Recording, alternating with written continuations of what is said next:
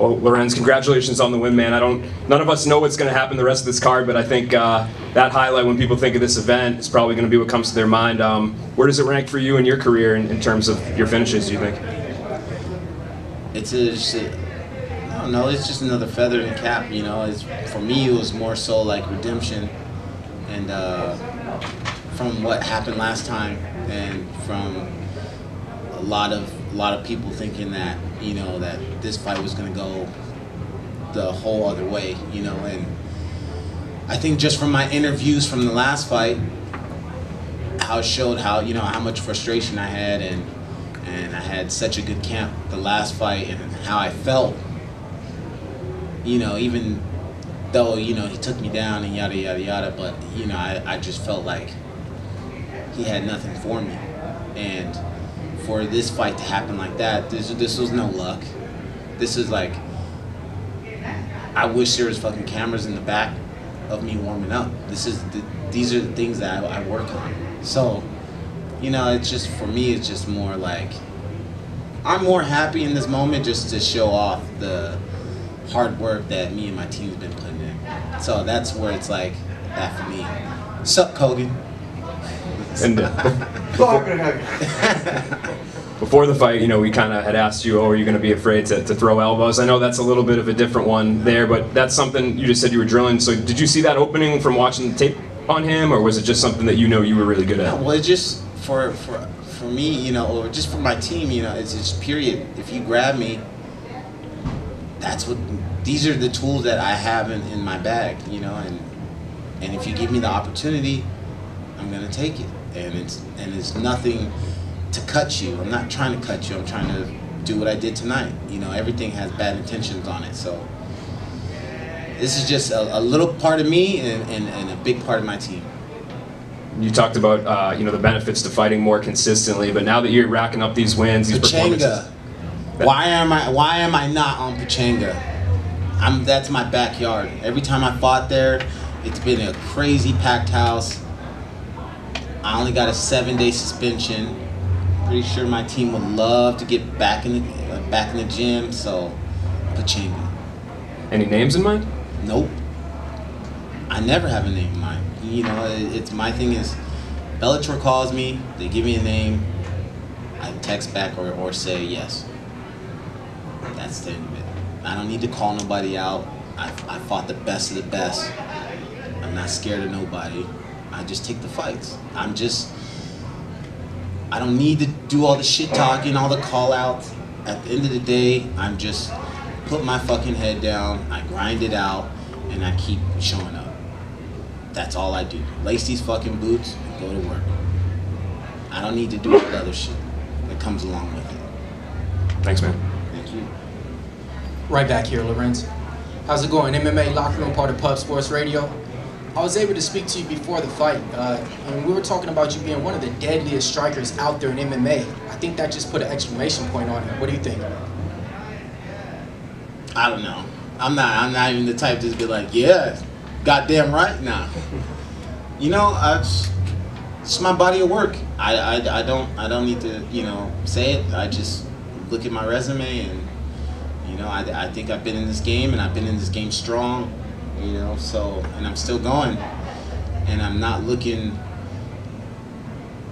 I'm not aging out, if that makes sense. You know, when I'm in there, I'm not looking like I'm 2 clicks behind these guys. So, I'm fucking feeling like wine right now. Not no Moscato either. Some of that nasty dry shit that takes a long time to become good. All right, let's put it aging well. And if we could put it in perspective too, I mean, you made your debut fighting for the title against Lima. Now, you know, you're pretty much riding a 7-fight win streak. I know you always say you're not claiming for the title shot or anything, but who's out there better than you in your weight class? I don't know, man. You're talking to an unranked fighter. I'm nobody. Who am I? 7 fights, supposed to be 8. Not ranked? I don't know, man. I don't even know if I can even ask to be. You know, I don't know. You guys tell me. You guys know more than me. No, shit. I'm just up here, man, signing these contracts and taking these fights. That's all I can do. Can't control nothing else. Lorenz, MMA Junkie Raider George. So, piggybacking off the last question, it has been since 2017 since you lost. You're on an incredible streak. You often feel like you're overlooked, but at the same time, are you making it too easy for the promotion to overlook you by not calling someone out or not playing the game? Yeah, for sure. I don't play the game. That's how I've been my whole life. I don't conform to that.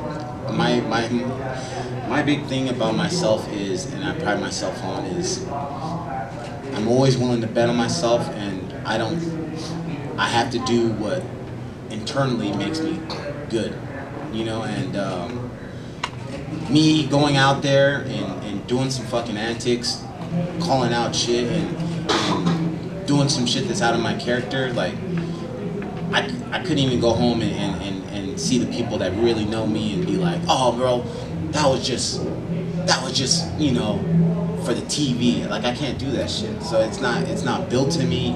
I can't do it. So my thing is, yes, I get overlooked because I am quiet, you know, at the end of the day. And I know that. But for me, after all this shit, I can always look back and be like, I've been 100 since the beginning. I've been the same since the beginning, never changed.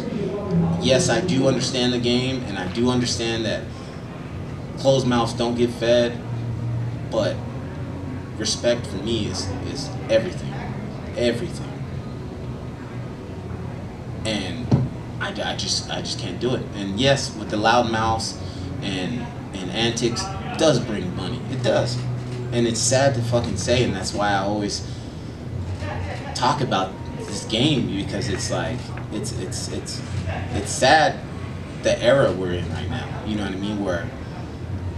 Where if I wasn't even on a win streak, if I fucking won 2 fights, let's just be real. If I won 2 fights and I was giving you guys this fucking show, doing all this shit, who would I get next? If I was really making some noise and be like, oh, fuck this guy, I'd probably fight the number 4 guy, because that's what it is now.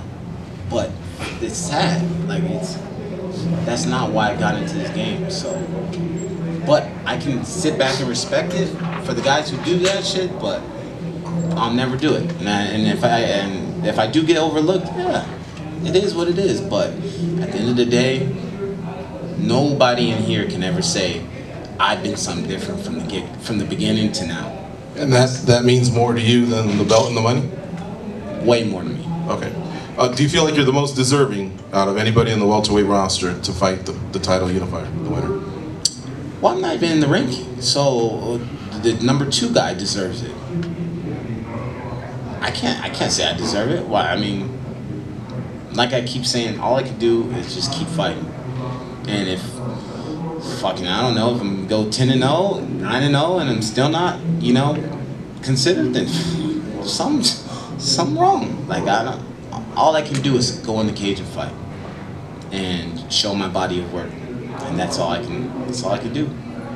Thank you. Congrats on the win. Thank you, Junkie Nation. What's up? Hey, Lorenz back here. Hey, Lorenz, K. Williams for Can Chronicles Media. Congratulations on the win tonight. Thank you. You know, the fight prior to this one, it resulted in a no contest, and oftentimes that can change and sway the trajectory of, like, the goal at hand. How did you walk into tonight's match so rooted and grounded and able to execute?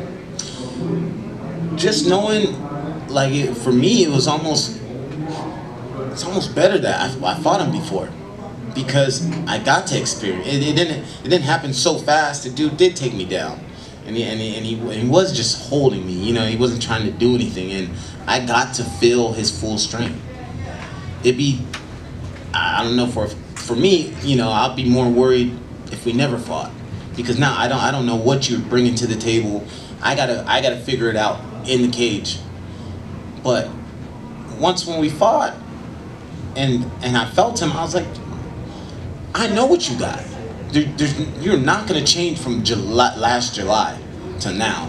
There's no way. And if you do feel stronger, hopefully by this piss test that we both took, I'm going to find out why you feel stronger. You know what I mean? So for me, I already know what you have. And I think it was more so worried for him, because I wasn't tired. I felt strong. I was just like, you know, you took me, I'm gonna make you work. And we're gonna see who comes out on top. So this was just a big performance for me and the team, for how it ended, and I could just put a stamp on that shit and send him off on his way. And also, you know, when it comes to sports, you know, being animated and being real vocal, obviously that attracts people. Why do you steer away from that? It's never been me, and at the end of the day, man, after, like I keep saying, after all this is over, I gotta look at myself in the mirror, and I gotta show my kids, and they're gonna see, you know what I mean? Like, I can't, how can I sit here and do all these antics and then turn around and tell my son, you gotta be a standard, you know, like, I just can't do it, you know what I mean? So for me, I understand what comes with all that, the pros, I also understand the cons, and I just can't do it. Lorenz, amazing finish, completely electrified the crowd tonight. There's another welterweight fight that's going to open up the main card that people are expecting. That's going to be the fight that really electrifies the crowd. I'm curious what you would think about fighting one of those guys, Brennan Ward or Sabah Hamasi. It's up to Bellator. And what would be more important to you, to make a run at the title and keep that streak going, or maybe those fun action fights against those guys? Like I said, man, with me, any fight that I'm going into, you know, I'm going in to not just make it exciting, but to win. And for me, it's not about making it exciting. I think it's just my style that I'm not forcing the exciting fight. I'm not going in like, oh, this is gonna be a big brawl, you know, and try to give the fans what they want. My style, I feel like the fans that I have drawn them just from my style. It's not a forced thing. It's just how I fight, you know. And you know, so no, I'm not necessarily looking in my head like, oh yeah, we gotta have a firework fight. You know, I'm just looking at what Bellator brings to the table. Right here. So I see you got the King hat on. Can you speak to your brand? Plug it one time.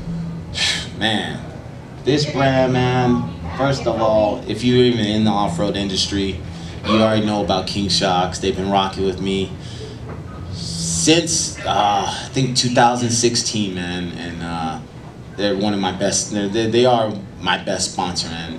Family. They're not even a sponsor. I'm just gonna say family. And I've been lucky enough to be their first athlete, you know. And that's the off-road industry, and they've never had a fighter before me, you know, and now after me, now they're dabbling in the boxing and some boxing fighters, and I'm just pumped, man. It's just a good brand.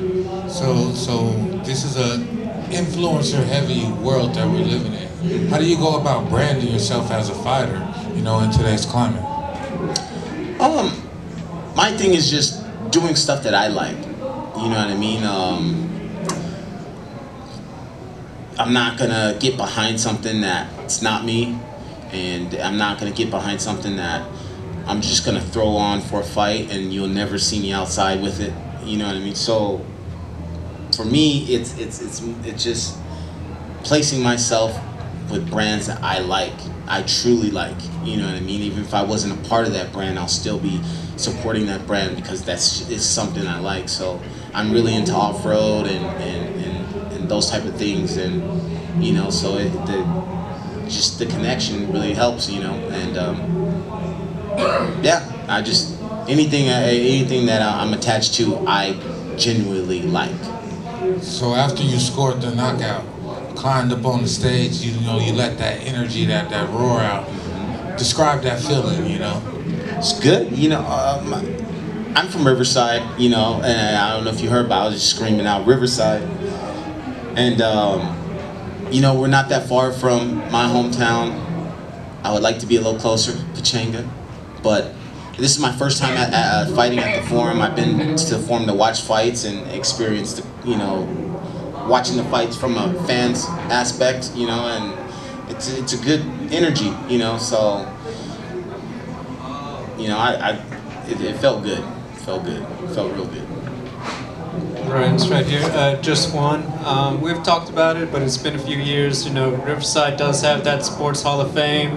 Yes. You got a Bellator top contender. I mean, yes. Does your manager, does the coach, who do we write to about getting one more plaque up on that wall on Magnolia Avenue? Man, we'll see, man. I just got to talk to the chief. You know, I'm real good friends with the chief of Riverside, so we'll see. Larry, we got to get me on that. We got to get me on that wall, baby.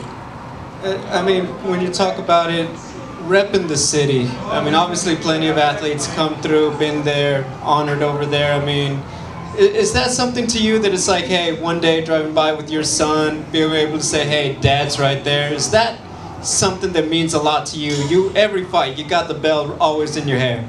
Man, it's funny because I watch fights from like Strikeforce when I first kind of hopped on the scene. And I had the big bell and it was dyed. And I remember like it was, I think it was Pat Militant, but they all thought I was from Philly. They were like, yeah, you got that Philly bell, and da-da-da. And you know, but it's so gratifying to hear commentators that necessarily didn't know shit about Riverside, and each one of my fights, they're just like, they're like, you know, they're starting to know he's from Riverside, he's from, you know what I mean? So it's like, goes from like them guessing what the hell the bell is to the progression of like, now it's just like, I feel like I branded, you know, I'm branded. I'm like, no, he's from Riverside, you know, that's like, people are correcting other people like, no, it's a river, you know, so it feels good, man. Oh, one thing, sorry to get, what the fuck is her name? Jenny 6'9", you're dumbass. You didn't put Riverside on the map. I have nobody that I know that even knows your music. Please show fucking respect to the other people that have done a lot for the city. You have not put it on the map. People knew what Riverside was before you. You wish Cardi B. Like, stop. That's it. Sorry. I had to get that off. I don't even know if you guys know who she is, but she was talking about how she put Riverside on the map, and she's like a Cardi B. Like, she's like the Wish version of like Cardi B. But fuck, it irritated the shit out of me for so long, and I'm just happy I got that out. Lorenz, Okay. last question over here, in the corner over here. There we go.